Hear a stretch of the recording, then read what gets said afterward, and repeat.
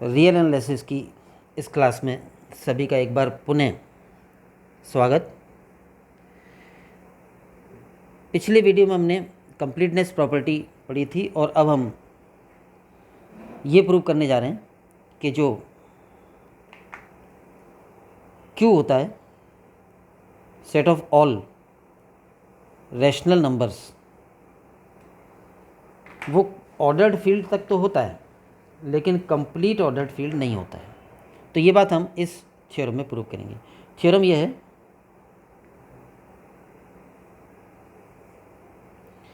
परिमेय संख्याओं का क्रमित क्षेत्र Q पूर्ण क्रमित क्षेत्र नहीं होता है। प्रूफ लें, सभी परिमेय संख्याओं का क्रमित क्षेत्र Q है, यानी ये क्रमित क्षेत्र तो है ही, यहाँ से तो हम शुरू ही कर रहे हैं। ये सिद्ध करने के लिए कि Q पूर्ण क्रमित या पूर्ण क्रमित क्षेत्र नहीं होता है, यानी इसमें कंप्लीटनेस प्रॉपर्टी नहीं होती है, हम सिद्ध करेंगे कि Q में उच्चक अभिगृहित लागू नहीं। हम जानते हैं कि उच्चक अभिगृहित या निम्नक अभिगृहित कोई भी लागू हो जाए तो वो कंप्लीट हो जाता है, और अगर इनमें से कोई अभिगृहित लागू नहीं है तो वो कंप्लीट नहीं होता है। तो हम प्रूव करने जा रहे हैं कि Q में जो उच्चक वाला अभिगृहित है वो लागू नहीं होता है, और उच्चक अभिगृहित लागू नहीं है ये प्रूव करने के लिए हमें क्या करना पड़ेगा, हम Q एक एग्जाम्पल देंगे। Q का ऐसा अरिक्त ऊपरी परिबद्ध उपसमुच्चय प्रदर्शित करेंगे जिसका उच्चक Q में विद्यमान नहीं है, यानी वो अपर बाउंडेड तो होगा लेकिन उसका सुप्रीमम नहीं होगा, ये प्रूव करना है। तो वो समुच्चय हमने ये बनाया, S is equal to x belongs to Q such that x is greater than 0 and x square is less than 2। ये हमने एक सेट बनाया। शब्दों में कहें तो ये क्या समुच्चय, उन परिमेय संख्याओं का समुच्चय जो पॉजिटिव हो और जिनका वर्ग स्क्वायर 2 से छोटा हो। 2 से छोटा जिनका वर्ग है उन सारी पॉजिटिव परिमेय संख्याओं का समुच्चय S है। तो क्योंकि S में जो भी होंगी वो होंगी तो परिमेय ही, इसलिए S is a subset of Q। Next में हम प्रूव करने जा रहे हैं कि ये S नॉन एम्प्टी है, यानी रिक्त नहीं है, इसमें अवयव हैं। तो हम 1 को प्रूव कर रहे हैं। 1 हम जानते हैं कि रैशनल नंबर होता है, यानी Q का अवयव होता है, और 1 पॉजिटिव भी होता है। 1 का स्क्वायर 1 ही होता है जो कि 2 से छोटा होता है। तो 1 में तीनों विशेषताएं हैं जो S में होने के लिए चाहिए। S में होने के लिए 3 विशेषताएं चाहिए, जो S हमने सेट डिफाइन किया है। कोई भी अवयव इसमें होगा तो उसमें 3 विशेषताएं चाहिए। पहली, वो परिमेय हो, दूसरी वो संख्या पॉजिटिव हो, और तीसरी उस संख्या का वर्ग 2 से छोटा हो। 1 में ये तीनों विशेषताएं हैं तो हम कह सकते हैं कि 1 बिलोंग्स टू S। और जब 1 S में है तो हम कह सकते हैं कि S is a non void set, S अरिक्त है। तो ये S हमने जो सेट डिफाइन किया उसको अरिक्त प्रूव कर लिया। अब हम प्रूव करने जा रहे हैं कि ये S अपर बाउंडेड है, और इसके लिए हमें प्रूव करना पड़ेगा कि S के सभी अवयव किसी संख्या से या फील्ड Q के किसी अवयव से छोटे हैं, और वो अवयव हम ले रहे हैं 2, यानी 2 को S का अपर बाउंड सिद्ध करना चाह रहे हैं। तो y S का कोई भी अवयव लिया, S का है तो S की परिभाषा से y का स्क्वायर 2 से कम होगा, 2 से जो कम होगा वो 4 से भी कम होगा। ट्रांजिटिव लॉ से देख सकते हैं y स्क्वायर 2 से छोटा होता है और 2 4 से छोटा होता है, तो डायरेक्टली y स्क्वायर 4 से छोटा होगा। तो जो 2 से छोटा है वो 4 से छोटा होगा, y स्क्वायर 4 से छोटा है तो y 2 से छोटा होगा। स्क्वायर रूट ले लिया क्योंकि दोनों पॉजिटिव थे, y भी S में होने के कारण पॉजिटिव है और 4 भी पॉजिटिव है, तो पॉजिटिव पॉजिटिव में स्क्वायर रूट में ये लेस का रिलेशन वैलिड रहता है। y square is less than 4 then y is less than 2। तो क्या प्रूव होगा कि कोई भी y का अवयव है, कोई भी S का अवयव है y, तो वो 2 से छोटा होता है। इसी बात को ऐसे कह सकते हैं, y is less than 2 for all y belongs to S, यानी S के सारे अवयव 2 से छोटे हैं। और क्योंकि S के सारे अवयव 2 से छोटे हैं तो इसका मतलब 2 क्या हो गया, S का अपर बाउंड। ध्यान रहे कि 2 Q का अवयव है, अपर बाउंड वो तभी कहलाएगा जब वो फील्ड में हो। तो y 2 से छोटा है, यानी S के सभी अवयव 2 से छोटे हैं, तो 2S का एक अपर बाउंड है, और जिसका अपर बाउंड विद्यमान हो वो समुच्चय अपर बाउंडेड कहलाता है। तो S ऊपरी परिबद्ध है। तो यहाँ तक 3 बातें प्रूव हो गई। S क्रमित क्षेत्र Q का अरिक्त ऊपरी परिबद्ध उपसमुच्चय है। S Q का उपसमुच्चय है, S अरिक्त है और S अपर बाउंडेड है। तो अब Q का ये अरिक्त ऊपरी परिबद्ध उपसमुच्चय है, तो पूर्णता अगर होती, अगर Q पूर्ण होता तो फिर क्या होना चाहिए था कि S का कोई ना कोई सुप्रीमम विद्यमान होना चाहिए था। हम आगे सिद्ध कर रहे हैं कि ये सब होने के बावजूद भी एस का कोई सुप्रीमम विद्यमान नहीं है। वो बात प्रूव करने के लिए हम यहाँ पर हैं। अब हम सिद्ध करेंगे कि एस का उच्चक क्यू में विद्यमान नहीं, क्योंकि एस ऑर्डर्ड फील्ड क्यू का सबसेट लिया है, तो एस का उच्चक वही कहलाएगा जो उच्चक वाले गुणधर्म तो रखे और क्यू में हो। क्यू में नहीं हो तो उच्चक नहीं कहलाएगा। ऑर्डर्ड फील्ड से बाहर अगर कोई नंबर है तो उसे हम उच्चक या अपर बाउंड नहीं कह सकते। तो हम सिद्ध कर रहे हैं कि एस का उच्चक क्यू में विद्यमान नहीं है। कंट्राडिक्शन मेथड से करेंगे। विरोधाभास हेतु मान लिया कि अल्फा क्यू में है, अल्फा क्यू का एलिमेंट है और वो एस का उच्चक है। क्या मान लिया हमने? Alpha which belongs to Q is a supremum of S. तो अल्फा क्यू का अवयव और वो उच्चक मान लिया। अब कंट्राडिक्शन प्राप्त करेंगे। ये बात सही नहीं है जो माना है। कंट्राडिक्शन आएगा तब हम कहेंगे कि ये सही नहीं है। तो मान लो कि एस का उच्चक है और वो अल्फ़ा है। अब अल्फ़ा क्योंकि क्यू में है तो अल्फ़ा स्क्वायर भी क्यू में होगा। परमे इंटू परमे परमे होता है। अल्फ़ा स्क्वायर क्यू में है और 2 भी क्यू में है। अल्फ़ा ये क्यों कर रहे हैं वो कारण आगे आ जाएगा। कंट्राडिक्शन बनाने के लिए हम ये एलिमेंट ले रहे हैं, स्टेप बाय स्टेप समझ लें। तो अल्फ़ा स्क्वायर क्यू में है और 2 भी क्यू में होता है। दोनों क्यू में है तो बाई ट्राइकोटोमी लॉ, त्रिविभागीय नियम से इन तीन में से एक बात अवश्य सत्य होनी चाहिए। या तो ऑर्डर्ड फील्ड की जो प्रॉपर्टी होती है O1 उससे, या तो अल्फ़ा स्क्वायर 2 से छोटा होगा या अल्फ़ा स्क्वायर 2 से बड़ा होगा या अल्फ़ा स्क्वायर 2 के बराबर होगा। इनफैक्ट हम आगे प्रूव करेंगे कि ये तीनों ही गलत हैं, तीनों ही बातें सत्य नहीं है। ये प्रूव करेंगे एक एक करके। उस प्रूफ में हमें कुछ मैथमेटिकल कैलकुलेशन की ज़रूरत पड़ेगी जो हम पहले ही करके रख रहे हैं। तो उसके लिए एक हमें एलिमेंट लेना है बीटा। एक अवयव बीटा माना 4 + 3 अल्फ़ा बटे 3 + 2 अल्फ़ा। ये जो अल्फ़ा है इसकी सहायता से एक नया नंबर बनाया हमने बीटा। याद रखना पड़ेगा कि ये बनाना है। तो 4 + 3 अल्फ़ा अपॉन 3 + 2 अल्फ़ा को मान लिया बीटा, क्योंकि परमेय संख्याओं के जोड़ बाकी गुणा भाग से परमेय संख्या ही बनती हैं। यहाँ पर 3, 4, 2 and alpha all are rationals, सभी परमेय हैं। तो हम कह सकते हैं कि ये पूरा नंबर यानी कि बीटा भी परमेय होगा। दूसरी बात, ये सभी पॉजिटिव हैं, 4, 3 अल्फ़ा, तो ये बीटा पॉजिटिव भी होगा। तो जो सुप्रीमम हम मान के चल रहे हैं अल्फ़ा, वो परमेय है और पॉजिटिव है। इसलिए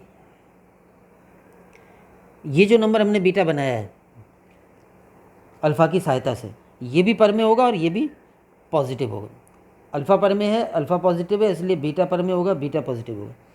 अल्फ़ा पॉजिटिव है, ये कहाँ आया है ये हमने यहाँ पर मेंशन नहीं किया है। अल्फ़ा पॉजिटिव है ये हम इसलिए कह सकते हैं कि अल्फ़ा सुप्रीमम अगर है तो अपर बाउंड है एस का, और एस का अपर बाउंड है तो एस के सभी अवयवों से बड़ा होगा, और एस के सभी अवयवों से बड़ा होगा तो पॉजिटिव होगा, क्योंकि एस में सारे अवयव पॉजिटिव हैं।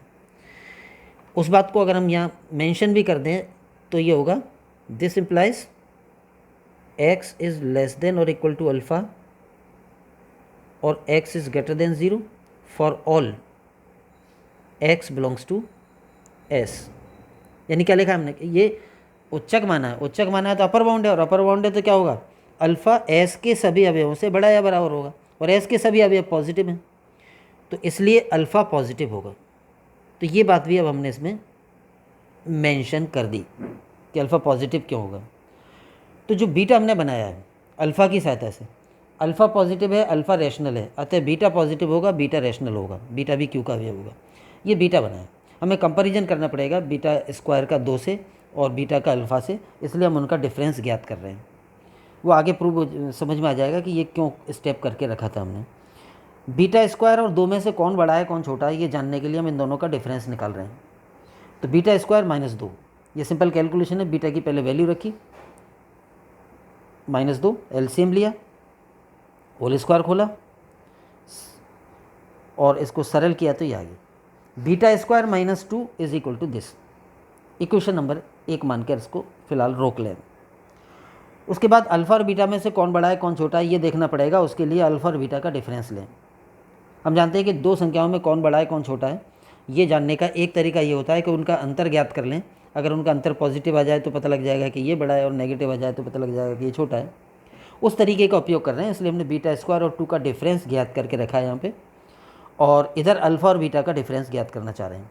अल्फ़ा और बीटा का डिफरेंस के लिए बीटा की पहले वैल्यू रखी, उसके बाद एलसीएम लिया, एलसीएम लेने के बाद ऊपर के नंबर सरल कर लिए, ये आ गया।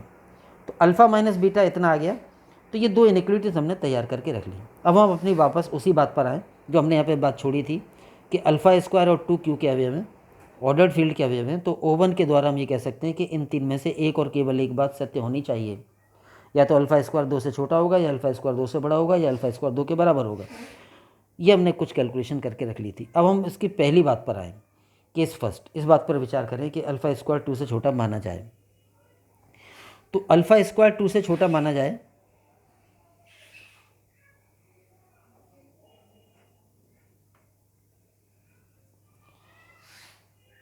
तो अल्फ़ा स्क्वायर 2 से छोटा होगा, तो 2 को इधर ले लो, अल्फ़ा स्क्वायर माइनस 2 नेगेटिव होगा।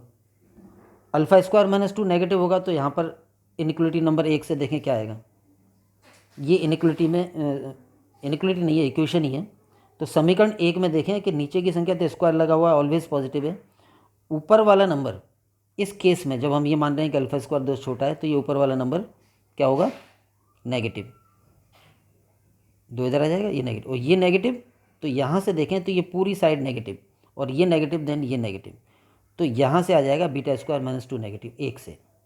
Beta square minus 2 is negative, 2 को इधर ले गए, तो बीटा स्क्वायर 2 से छोटा होगा। और बीटा स्क्वायर 2 से छोटा है तो बीटा एस का अवयव हो जाएगा। क्यों? क्योंकि एस का अवयव होने के लिए 3 बातें चाहिए, वो संख्या परमेय हो, पॉजिटिव हो, और उसका स्क्वायर 2 से छोटा हो। तो परमेय और पॉजिटिव तो बीटा हमने ऊपर लिया ही था, जो बनाया था अल्फ़ा की सहायता से, वो परमेय था, पॉजिटिव था। और अब ये प्रूव हो गया इस केस में, अगर ऐसा माने तो ये प्रूव हो गया कि बीटा स्क्वायर यानी बीटा का वर्ग 2 से छोटा है, तो बीटा एस का अवयव हो गया। उसके बाद ये जो इक्वेशन नंबर 2 हमने बना रखा है, इस केस में जब अल्फ़ा स्क्वायर 2 से छोटा है तो alpha square minus 2 less than 0 होगा, यानी ये संख्या नेगेटिव है। और ये बात अगर हम समीकरण नंबर 2 में यूज़ करें कि ये नेगेटिव है, तो ये पूरी साइड ही नेगेटिव हो जाएगी, और जब ये पूरी साइड नेगेटिव है तो अल्फ़ा माइनस बीटा नेगेटिव हो जाएगा। तो इसी बात से हम ये कह सकते हैं कि अल्फ़ा माइनस बीटा नेगेटिव है। और जब अल्फ़ा माइनस बीटा नेगेटिव है 2 से, तो बीटा इधर ले लेंगे, तो alpha is less than beta आ जाएगा। ये 4 हो गया। यानी अगर हम ये मान के चलें कि अल्फ़ा स्क्वायर 2 से छोटा है, तो समीकरण नंबर 1 और 2 से हमने 2 परिणाम निकाल के रख लिए। एक तो ये निकला कि बीटा एस का अवयव है, और दूसरा ये निकला कि बीटा अल्फ़ा से बड़ा है। अब ये दोनों जो बातें निकली हैं 3 और 4, ये अपने आप में कंट्राडिक्शन है। क्या गलत है इसमें? 3 और 4 से स्पष्ट है कि एस के उच्चक अल्फ़ा से बड़ा अवयव बीटा एस में विद्यमान है। यहाँ दिख रहा है उच्चक से बड़ा अवयव है बीटा, और यहाँ क्या दिख रहा है, वो बीटा एस में है। उच्चक से बड़ा अवयव समुच्चय में विद्यमान है, ऐसा कभी नहीं होता है। उच्चक जो होता है वो अपर बाउंड होता है, और अपर बाउंड एक अपर बाउंड में से ही उच्चक होता है, और अपर बाउंड से बड़ा कोई भी अवयव समुच्चय में नहीं होता है। तो ये कंट्राडिक्शन आ रहा है, उच्चक से बड़ा अवयव बीटा समुच्चय में विद्यमान है, तो ये विरोधाभास है। इसका मतलब ये मानना कि alpha square is less than 2, ये सही नहीं है। अतः alpha can not be less than 2, alpha 2 से छोटा नहीं हो सकता। केस सेकंड, तो केस सेकंड में अब ये माने कि अल्फ़ा स्क्वायर 2 से बड़ा है, तो अगर अल्फ़ा स्क्वायर 2 से बड़ा है तो 2 को इधर ले लो, अल्फ़ा स्क्वायर माइनस 2 पॉजिटिव होगा। और इस बात का उपयोग जब समीकरण नंबर 1 की राइट हैंड साइड में करेंगे तो पूरी राइट हैंड साइड पॉजिटिव हो जाएगी, और पूरी राइट हैंड साइड पॉजिटिव हो जाएगी तो लेफ्ट हैंड साइड पॉजिटिव हो जाएगी, यानी ये 1 से प्राप्त होगा। और beta square minus 2 is positive, then beta square is greater than 2। तो ये एक परिणाम निकल गया। या इसी बात को रिवर्स करके ऐसे लिख सकते हैं कि 2 is less than beta square. तो अल्फ़ा स्क्वायर 2 से बड़ा माने तो समीकरण 1 की सहायता से ये प्रूव हो जाएगा कि बीटा स्क्वायर 2 से बड़ा है। अब एस का कोई स्वेच्छ अवयव वाई लिया, वाई एस का है तो वाई का स्क्वायर 2 से छोटा होगा एस की परिभाषा से। वाई का स्क्वायर 2 से छोटा है और 2 बीटा स्क्वायर से छोटा है, तो संक्रामक नियम से O2 से हम सीधा ये कह सकते हैं इनइक्वालिटी 5 और 6 को मिला के कि y square is less than beta square. दोबारा देखें, y square is less than 2 and 2 is less than beta square, so directly y square is less than beta square. दो सब पॉजिटिव है, वाई और बीटा दोनों, तो स्क्वायर रूट ले लिए, y is less than beta. ये एक निष्कर्ष निकाल के रख लिया हमने। क्या निष्कर्ष है कि एस का कोई भी अवयव वाई लें तो वो बीटा से छोटा होता है, यानी y is less than beta for all y belongs to S. S के सभी अवयव बीटा से छोटे हैं, इसका मतलब बीटा एस का अपर बाउंड है। यही अपर बाउंड की परिभाषा होती है, जो समुच्चय के सारे अवयवों से बड़ा हो या बड़ा या बराबर हो तो वो अपर बाउंड होता है। तो बीटा अपर बाउंड हो गया एस का, ये हमने पॉइंट नंबर 7 मान लिया। फिर वही जो हम मान रखा है, अल्फा स्क्वायर 2 से छोटा है तो अल्फा -2 पॉजिटिव होगा, और अल्फा स्क्वायर -2 पॉजिटिव होगा। इसका उपयोग हम इनइक्वलिटी या समीकरण नंबर 2 में करें तो समीकरण 2 की राइट हैंड साइड पॉजिटिव हो जाएगी, और राइट हैंड साइड पॉजिटिव हो जाएगी तो लेफ्ट हैंड साइड भी पॉजिटिव हो जाएगी। और जब लेफ्ट हैंड साइड पॉजिटिव हो गई, समीकरण 2 में ये सब बात हमने देखी थी। अगर हम यहाँ पर आ रहे हैं कि alpha square -2 is greater than 0, तो समीकरण 2 में अल्फा स्क्वायर -2 जब पॉजिटिव होगा तो ये पूरा नंबर पॉजिटिव हो जाएगा, और ये पॉजिटिव है तो ये पॉजिटिव हो जाएगा। तो इस तरह से अल्फ़ा माइनस बीटा पॉजिटिव हो जाएगा 2 से, और इसका मतलब है कि अल्फ़ा बड़ा है बीटा से। अब ये पॉइंट नंबर 7 और 8 ये हमने निष्कर्ष निकाले हैं समीकरण 1 और 2 जो हमने बना के तैयार रख रखा था पहले उससे, और ये तब निकालें जब हम ये मान के चलें कि अल्फ़ा स्क्वायर 2 से बड़ा है। अब इन दो निष्कर्षों में हम देखेंगे कि अपने आप में विरोधाभास है। क्या विरोधाभास है? 7 व 8 से स्पष्ट है कि एस का अपर बाउंड बीटा, ये हमने सिद्ध किया था कि एस का अपर बाउंड है बीटा। एस का अपर बाउंड बीटा एस के उच्चक अल्फा से छोटा है। यहाँ पे बीटा अल्फा से, मतलब यहाँ तो बीटा एस का अपर बाउंड सिद्ध हो गया, और यहाँ पे सिद्ध हो रहा है कि वो उच्चक अल्फा से छोटा है। तो किसी भी अपर बाउंड का उच्चक से छोटा होना विरोधाभास है, क्योंकि उच्चक सबसे छोटा अपर बाउंड होता है। उच्चक से छोटा कोई अपर बाउंड नहीं हो सकता, जबकि यहाँ आ रहा है उच्चक से छोटा बीटा है और वो अपर बाउंड है। ये कंट्राडिक्शन आ गया, विरोधाभास आ गया। तो अतः हमारा ये वाला मानना कि अल्फा स्क्वायर 2 से बड़ा है, ये भी सही नहीं है। Alpha square can not be greater than 2। पहले हमने प्रूव कर लिया कि अल्फा स्क्वायर 2 से छोटा नहीं हो सकता, अब प्रूव कर लिया कि अल्फा स्क्वायर 2 से बड़ा नहीं हो सकता। अब थर्ड केस, अगर हम ये मानें कि अल्फा स्क्वायर 2 के बराबर है, तो जब हम ये मानेंगे कि अल्फा स्क्वायर 2 के बराबर है तो वो भी एक कंट्राडिक्शन है डायरेक्टली ही। वो कैसे कंट्राडिक्शन है? ये भी विरोधाभास है, क्योंकि ऐसी कोई परिमेय संख्या नहीं होती जिसका वर्ग 2 हो। हमने प्रूव किया था कि √2 अपरिमेय संख्या होती है। तो अगर अल्फा स्क्वायर 2 के बराबर है और अल्फा पॉजिटिव है तो अल्फा का मान √2 होगा, जो कि अपरिमेय संख्या है, वो क्यू में नहीं है। तो वो अपने आप में विरोधाभास है, क्योंकि यहाँ तो हमने अल्फा क्यू का माना था।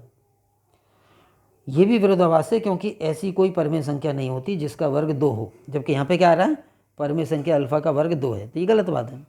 तो alpha square can not be equal to 2, alpha square can not be less than 2, alpha square can not be greater than 2, alpha square can not be equal to 2। Alpha square ना तो 2 से छोटा है, ना 2 से बड़ा है, ना 2 के बराबर है। ये तीनों ही बातों को हमने गलत प्रूव कर दिया, और ये तीनों का गलत हो जाना अपने आप में कंट्राडिक्शन है त्रिविभागीय नियम का, क्योंकि तीनों में से कुछ ना कुछ तो, कम से कम तीनों में से एक और केवल एक सत्य होना चाहिए था। तो ये विरोधाभास आ गया, और जब ये विरोधाभास आ गया तो हमारी जो मूल मान्यता थी कि माना कि एस का उच्चक अल्फा है, वो सही नहीं। यानी कोई भी नंबर एस का उच्चक नहीं हो सकता।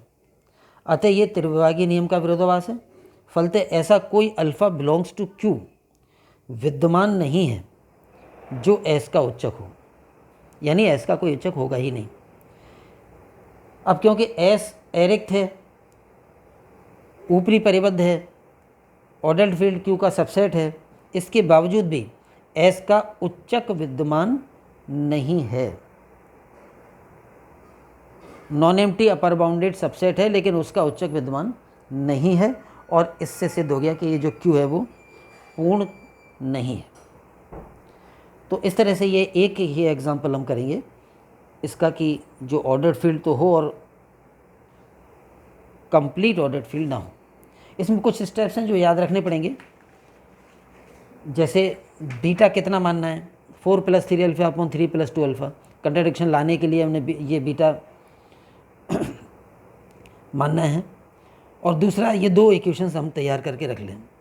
उसके बाद जो ये 3 पॉसिबिलिटीज़ हैं, तीनों को एक एक करके गलत सिद्ध किया है और कंट्राडिक्शन प्राप्त किया है। तो इस तरह से प्रूव हुआ कि Q इज़ नॉट कंप्लीट। आज के लिए इतना ही। Thank you. जय हिंद।